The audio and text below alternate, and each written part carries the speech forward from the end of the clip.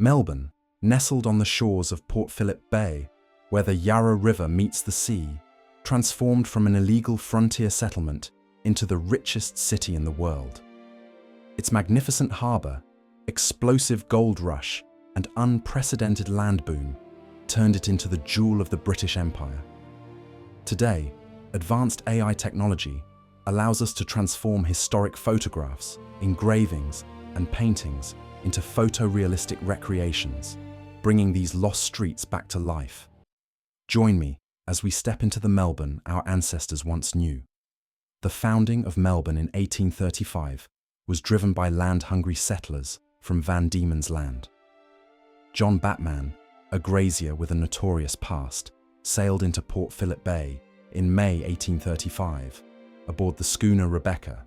On June 8th, after exploring the Yarra River, Batman wrote in his diary the famous words that would become Melbourne's founding charter. "This will be the place for a village." He negotiated what became known as Batman's Treaty with Wurundjeri and Boonwurrung elders, offering blankets, axes, and flour in exchange for 600,000 acres. The treaty was immediately declared void by Governor Bourke, who pronounced all settlers trespassers on Crown land. Just 3 months later, rival John Pascoe Fawkner's party aboard the Enterprise established the first permanent settlement on the Yarra's banks. When Batman returned in September, he found Fawkner's people already building huts and ploughing fields. The two groups, both claiming to be Melbourne's founders, reluctantly agreed there was land enough for everyone. In 1837, the settlement was officially named Melbourne after British Prime Minister Viscount Melbourne. The first years were rough. Wooden huts and tents lined muddy tracks. The settlement was remote, supplies were scarce, and the future uncertain. Then came 1851. Gold was discovered at Clunes, Ballarat, Castlemaine, and Bendigo. Within months, the Victorian gold rush had begun. The Victorian government had offered a $200 reward to anyone finding gold within 200 miles of Melbourne, desperate to stem the flood of workers leaving for the New South Wales goldfields. They got far more than they bargained for. Victoria's goldfields proved to be the richest in the world, producing over 1/3 of global gold output during the 1850s. Melbourne's population exploded. From 23,000 in 1851, it rocketed to over 125,000 by 1855 and 500,000 by 1890. At its peak, 6,000 diggers arrived each week. Ships crowded Port Phillip Bay, unloading fortune seekers from Britain, America, China, and across Europe. Canvas Town sprang up on the south bank of the Yarra, a vast slum of tents housing tens of thousands of new arrivals. Chinese migrants, particularly from Guangdong province, established a thriving Chinatown on Little Bourke Street. By 1858, Chinese miners made up 1/5 of Victoria's mining population. Gold transformed Melbourne from a pastoral outpost into a financial capital. Banks rose along Collins and Queen Streets to handle the flood of wealth. At the peak, 2 tons of gold per week flowed into the Treasury building. The city became the financial centre for the entire colony, with rail networks radiating to the goldfield towns of Ballarat, Bendigo, and Castlemaine. The magnificent Gothic revival St. Paul's Cathedral began rising in 1880 at the intersection of Flinders and Swanston streets, its soaring spires announcing Melbourne's newfound status. The 1880s land boom elevated Melbourne to unprecedented heights. British journalist George Augustus Sala visited in 1885 and coined the term that would define an era: Marvellous Melbourne. The city had become the second largest in the British Empire after London, and reputedly the richest in the world. Easy credit, soaring land prices, and boundless confidence fueled a building frenzy unlike anything seen in the Southern Hemisphere. Melbourne became the first early skyscraper city outside the United States. With ornate office buildings reaching 12 stories high, Collins Street became the grand boulevard of the empire's southern capital. The Hotel Windsor opened in 1883, epitomizing land boom opulence with its grand staircase and ballroom. The Gothic Bank, properly known as Verdon Chambers, rose at Collins and Queen Streets in 1883.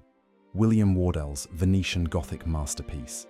William Pitt designed the Old Stock Exchange in 1887, the Rialto Building in 1889, and the Melbourne Safe Deposit. These boom-style buildings were unrestrainedly ornate, featuring cast-iron decoration, coloured glass, elaborate stonework, and towers reaching skyward. The Royal Exhibition Building, completed in 1880 for the International Exhibition, showcased Melbourne's confidence.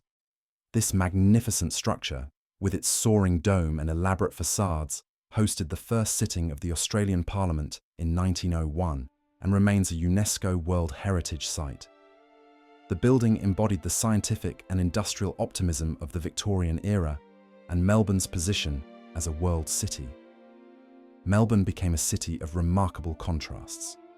Block Arcade, completed in 1892, featured 3 stories of elegant shops beneath a mosaic floor and glass canopy. Flinders Street Station, begun in 1905, would become the city's grand entrance with its distinctive Edwardian Baroque facade and famous clocks. Electric trams began replacing horse-drawn transport. Telephone wires crisscrossed above the streets. Gas lamps illuminated Collins Street's shop windows, displaying the E. Latest fashions from Paris and London. Then came the crash. The land boom peaked in 1888, and by 1891 the bubble had burst. Banks closed their doors. Building societies collapsed. The Australian banking crisis of 1893 devastated Melbourne's economy. More than a third of breadwinners lost their jobs. 1 in 10 houses was repossessed. Grand buildings stood incomplete. The Federal Coffee Palace, once the world's tallest building in the Southern Hemisphere, became a symbol of excess and bad debt. Sydney, which had been more modest during the boom, recovered faster and overtook Melbourne in population.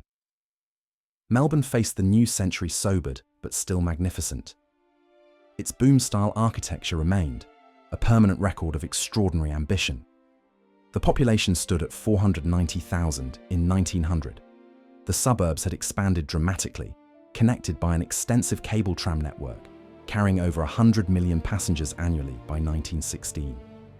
The city became Australia's interim capital when the nation federated in 1901, with federal parliament meeting in the exhibition building while Canberra was being built. By the early 1900s, Melbourne had transformed from an illegal frontier settlement into a fully realised metropolis. Its Victorian and Edwardian architecture, its established universities and cultural institutions, its vast network of suburbs connected by trams and railways, all testified to the city's extraordinary journey. Melbourne had been forged by gold rush fortune and land boom excess, but it emerged as one of the Southern Hemisphere's great cities, ready to shape the new Commonwealth of Australia.